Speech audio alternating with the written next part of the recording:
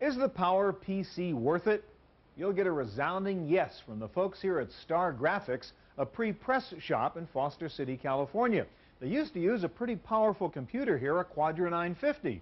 But using the 950, it used to take a minute or so to preview a complex graphic like this one. Now it takes about 10 seconds. Using the 950, it would take hours to perform a function called trapping. Now it takes about 20 minutes. Why? Because they've switched to the PowerPC. Today, we'll show you what PowerPC can do on this edition of the Computer Chronicles.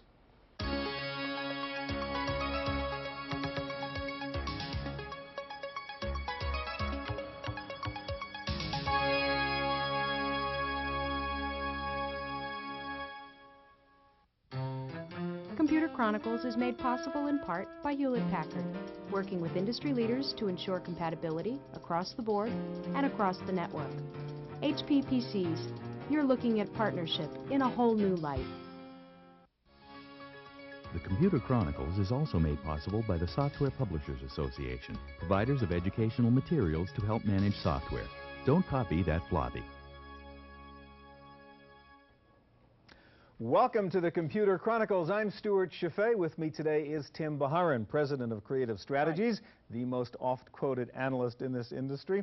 Tim, we're talking about PowerPC. I want to show one quick example of what you can do with PowerPC. We're used to seeing QuickTime videos running on a Mac, right? Watch what I can do with this particular Mac, which has a PowerPC chip. Cubic rotation of a QuickTime video. I could be doing this, in fact, with real live video coming out of a camera. Tremendous amount of power. A lot of number crunching going on there. A couple of quick questions on PowerMac. Number one, hit or a miss so far? Well, it's a hit within the Mac community. I mean, it's very clear that they'll sell at least 1 million during the first 12 months of the this PowerMac's product life cycle. The big question is, can they move this over to the general business market, and it's too early to tell. All right, that's the next question. Should I buy a PowerMac now?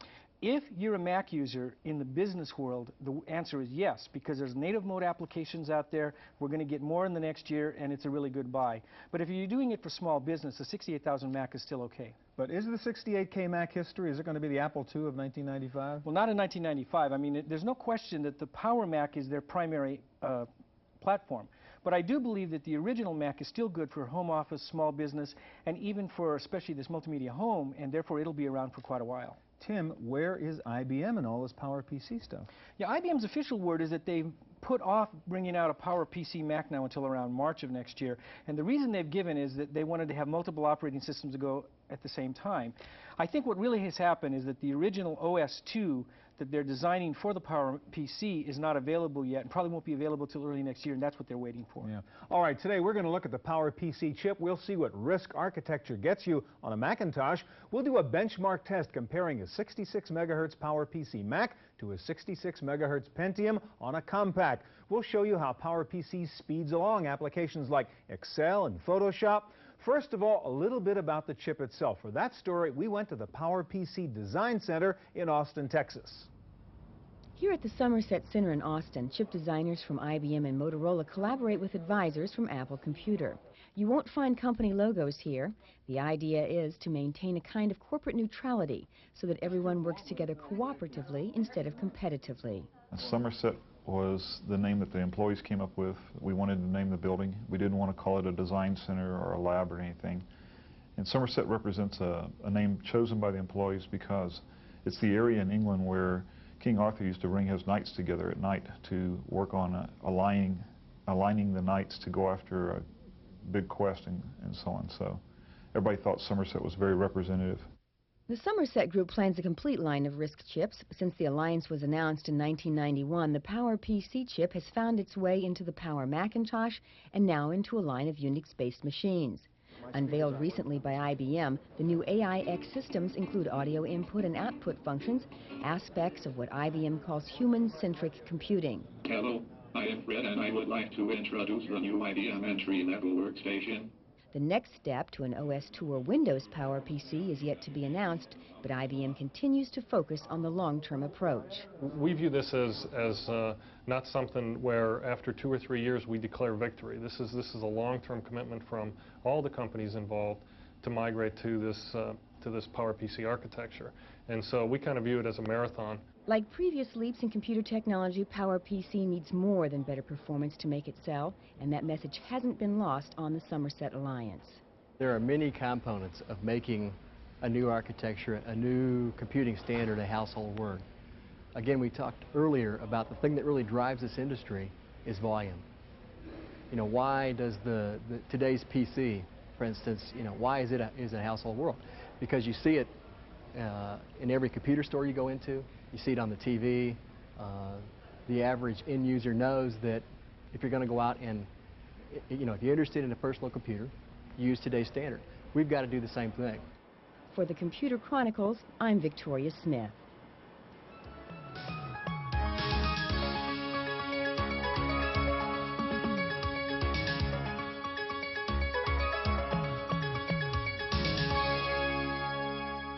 Well, if the proof is in the pudding, the power is really in the application. So let's start by looking at two computation-intensive computer applications and see how they run under PowerPC. Joan Morse is here from Microsoft to show us the newest version of Excel running on a PowerMac. And John Peck joins us from Adobe to show us the newest version of Photoshop running on a PowerMac. Joan, let's start with Excel. We think of graphics when we think of processor speed and taking advantage of the PowerMac, but a spreadsheet runs better with a faster processor too, right? Absolutely, absolutely. All right, let's start with some of the new things in Excel that really put demands on the processor. One thing is you have, say, a list, or really a database inside Excel, and you want to move the data around real fast. Show me an example on list management that really pushes the processor. Sure. Well, one of the things we found is that all types of users spend a lot of time making lists in Excel, whether it's a recipe list or an address list or inventory parts or sales. And what they want to do is very easily get a subset or a view on their data. So with Excel 5, we give you something called autofilter, and you notice that what just happened is I got pop-up menus here, and these pop-up menus are smart. So to get a subset of the view on my data, all I have to do is point and click. So now I can see all my electronic sales. If I can print this out. If I want to, though, I can bring back all of my data just by turning the autofilter off, and I can get it back and do another different view. So a gigantic resort, boom, like that. Absolutely. Well, you bring up sorting, actually. We also make sorting a whole lot easier. In fact, all we have to do is tell Excel the way we want to sort the data. I want to see it by division, click on OK, and Excel automatically sorts it for me. Plus, to combine that, we've given you something called subtotals. And if we choose this, all I have to do is tell Excel the way I just sorted and ask it to give me subtotals, say, based on each different quarter. When I click on OK here, Excel does a tremendous amount of work. You can see that it's inserted rows at every break in division and given me subtotals. It's also completely auto-outlined the sheet for me, so if I want to get a more executive view, I could just collapse it. All right, there is a graphics element to spreadsheets, of course. You do charts, you do graphs. Give me an example here. You've added something called drag and plot, and what does that do? Well, it makes adding data series to a chart very easy. So what I'm going to do here is just quickly create a chart. We've had the chart wizard since Excel 4, and what that allows me to do is simply point and click to get the chart type that I want. It gives me a little preview. I'm going to invert my data series here because I'd rather see the data by quarters, and now I can click to finish, and the chart that we just saw here automatically gets attached to my sheet. This is great. You're asking about drag and plot. You can see here that I forgot my fourth quarter data. We've made it a whole lot easier for you to add new data series simply by highlighting it and literally dragging it onto your chart. And Excel does all of the work for you. So it's a whole lot easier and certainly faster on a PowerMac than on a regular 68K. All right, another example of really crunching a lot of data is something you do now called pivot tables, in which, again, you resort all the stuff real fast. Show me pivot tables. Absolutely. Well, you can see here we have a much larger database, right? And what we want to do is be able to make really smart decisions based on raw data like this, if we're a business manager. So to help people do that, we've provided something called pivot tables, and we've used a wizard to step people through the process, just like that chart wizard. So the first thing the wizard asks is, where's my data? And then what it does is it automatically picks up these labels here and presents them to me from inside of the wizard. So if I want to analyze my revenues, I can do that. And if I want to see sales by division or by channel, I can do that. All I have to do is drag and drop these labels to the appropriate place to get the view on the data that I want, click to finish, and you can see how fast the PowerMac is going to crunch through. I had several hundred rows of data here. You just change columns, change rows, and boom, the data went. Right, so now I can see what my sales are like by division, brass, wind, electronic. But if I wanted to, I could simply drag and drop this information or pivot the information and now see how I'm selling by channel instead of by division. Yeah. I can make all sorts of different pivots, or create a summary by international version as well. All right, Joan, Excel 5 runs on 68K Mac or PowerMac. Any idea what the delta is, how much faster this is going to run on a PowerMac? depending on the machine that you're coming from and going to, anywhere between 2 and 8 times the speed. All right, that's great, Joan. Thanks a lot. Let's take a look at a real graphics-intensive application, and that would be Adobe Photoshop. How you doing, John? Just fine, Steve. All right, the newest version of Photoshop is 3.0. You've got a native version for the Power Mac, and I want to go through some of the things in the new version of Photoshop that really take the juice out of that Power Mac CPU. Sure. All right, let's talk about some of the simple things in Photoshop. You have an image and you want to do some manipulations, some adjustments. Give me a few examples. Okay, we've got an image here. In fact, we scanned it in. I could use command keys, or a first-time user could just go in and maybe punch up the brightness and contrast, try to breathe more life into the image. A professional might use full advantage of the Power Mac by using something like our levels control to really spice it up or bring back all the rich detail that was there. All right, one of the things that's neat about Photoshop is you can create photos that didn't really exist in the first place. Take a piece from one picture, combine it with a piece in another picture. There's no fish in this particular shot. I think it'd look a little more interesting if I had a fish underwater there. Show me how I would combine those elements. Let's do just that. I can open up other files, maybe a photograph of some fish or a little piece of one, and then just bring them into the background. I'll use a new feature in the program, something that we're able to show you quickly here. Command keys give me my favorite palettes. And if I use something like our Paths menu, I can quickly select that fish, and then just by dragging him over, put him into the background here very quickly and easily, and be able to pick it up, move it around. I can even resize it with an effect like scaling and make sure it's the way I imagined it to be, as you see here. All right, we've combined the two elements now, but suppose I want to do a little work just on the fish, just in the background. One of the beauties of the program and the PowerPC environment is I can actually pull them back and just work on them separately, right? That's right. Layers, it's a big new feature. Basically, you go into a palette called Layers, and you have the ability to see the fish independently from the background. If I want to give it its own unique name, I can type in whatever I want. I'll just call it the fish. And here, what you're seeing in these small thumbnail views is a way of distinguishing the fish and being able to drag it around or maybe change its opacity at some time, lighten it up, make it a little bit translucent, play with it completely in an independent way of the background. Can I do the same thing with text if I were doing commercial stuff or a magazine cover or something like that? Very much so. In fact, that's going to be a big win. A lot of people, and that freedom to add more layers opens great doors because they could use our text tools, and as you'll see me do here, just click once on the image, take advantage of all the fonts that are loaded into my Macintosh. Here we're speaking to all the PostScript Type 1, even the TrueType fonts, and be able to type something in or drag it in from the clipboard and see the characters at full size. If I type the word Adobe, for example, maybe I'll beef up the point size to 143 points and then click OK. I'll see as white lettering or whatever color I've picked up, that appear independently on the screen.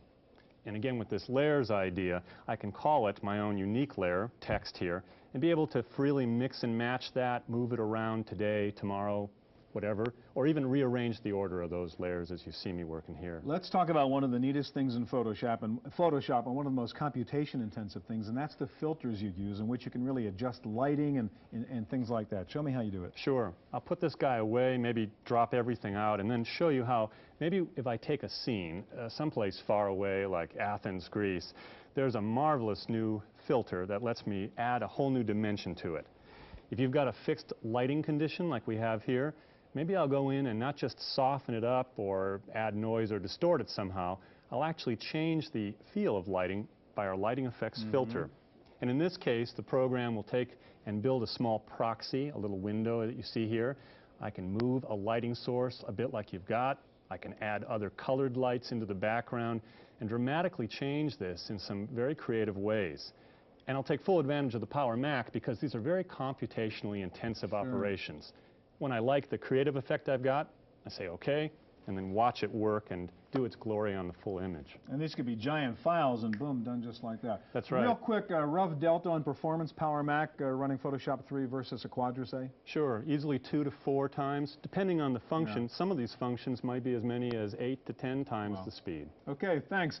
If anybody should know about Macintosh computers, it should be the folks at the University of Texas in Austin. They own about 5,000 Macs, and they just bought 750 Power Macs. So we thought we'd visit them to find out what benefit they're deriving from using the PowerPC chip. Large institutions are seldom first to make the leap to new technology, but the University of Texas jumped at the new Power Macintoshes. You can find the PowerPC-based Macs in student computer labs, classrooms, on professors' desks, and in administrators' offices. In this graphics design area, PowerMacs are speeding up the development of a new interactive kiosk called the iTower. The new kiosks provide schedules, event calendars, and information on how to navigate the campus through a colorful touchscreen interface. The latest generation will include more elaborate use of QuickTime Video, the kind of application that demands fast processing power. If it's faster, it's got to be better. Some of it you've got to have, or you want to have, so you can do, research data collection, or you've got more cycles there. People like to be able to take large spreadsheets, okay, where they actually are doing statistical analysis and have it calculate quicker. It's being able to run half a dozen applications at the same time, or being able to do presentations where you have snappy color graphics or be able to rotate a molecule in 3D. It's the kind of thing, instead of 16 frames per second, like Charlie Chaplin would use, you'd want to have that 30 frame per second, Hollywood to those kinds of presentations that you may do.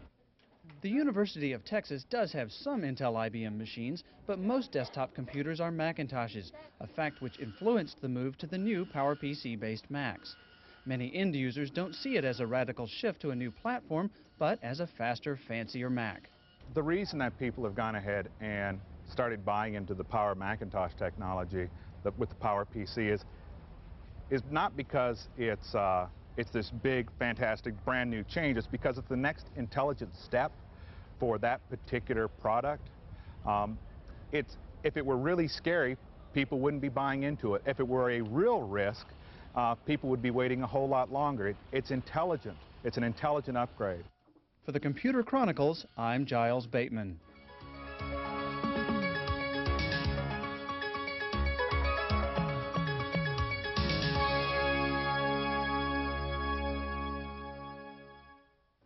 Now, we've looked at Excel and Photoshop running on a Power Mac, and they look pretty good. But would they have run just as well on a Pentium machine? We're going to find out. Here to help us with our benchmark test of the PowerPC chip are two Apple folks, Stephen Doherty and Jim Gable.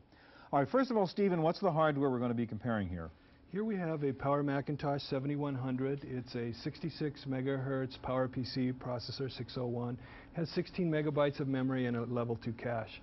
This is a compact Desk Pro 566. It's a 66 megahertz Pentium, 16 megabytes of memory and a level 2 cache. All right, I'm going to ask you to compare three different kinds of applications now. We have Painter up here right now, and we're going to do an effect in Painter and explain what that effect's going to be, Stephen. We are going to apply a paper texture to this image, so it's going to make it look as though it's on a very grainy paper. Okay, you guys ready to do this first one? Ready to go. What we'll do is we'll set up the texture the same on both displays, and when you give us a sign, we'll start at the same time. You ready? Ready, get set, go. And what you'll see here is it goes through the surface texture, you get a progress bar. And you can watch the Power Mac here halfway done already. And in fact, the Power Mac is going to be finishing up you're quite running a like bit 2 to 1 faster. here, faster. Again, And that's an image manipulation a lot of people do in kind of design studios, places like that. Sure. All right, and we're just getting done here over here on our Pentium machine. All right, let's drop out of Painter, and I want to ask you to bring up FrameMaker, because I want to look at a text example. Not everybody's doing heavy-duty graphics. They might be doing spell checking or search and replace and stuff like that. So let's get up FrameMaker, and then Jim, tell me what we're going to look at here. Well, FrameMaker is a program that's used to not just do documents, but generally longer documents. And in this situation, what we're going to show is actually a 75-page document. We're going to show an operation that, of course, writers can do all the time, which is a spell check kind of operation. And I'll scroll down here so you can see some of the text. And basically, we'll set up both machines to be ready to do the spell check, and then you'll start us up. And to be fair, there's not a lot of mistakes here, so we're just going to whip through it and see how long it takes to check. You guys both ready? Ready. Get set, go.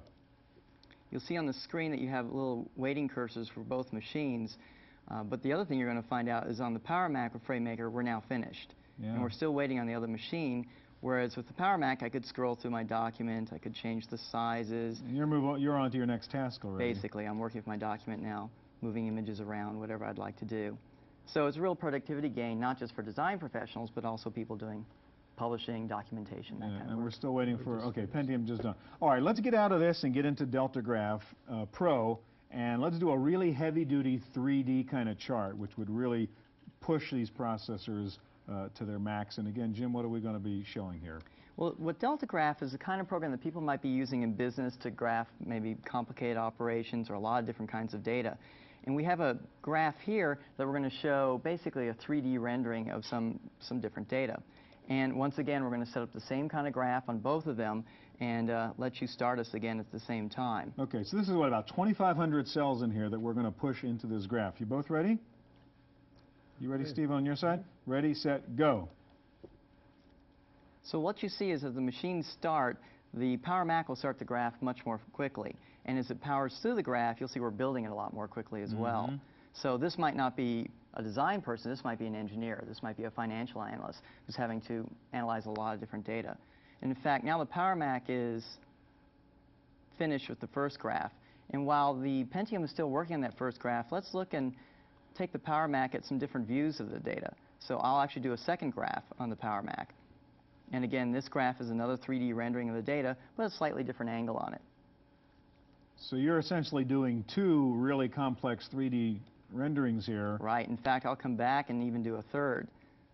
So I'll take the button, do a smooth rendering of the data, and the PowerMac will then give us that display also. And the PowerMac's going to finish before the Pentium finishes the first one. All right, I want to ask you now, to be fair, you're both from Apple. You have a vested stake here. Is there anything weird about the hardware, about the software that distorts the results? Stephen? Well, Pentium is slower than PowerPC. I think that's one thing we need to bear in mind.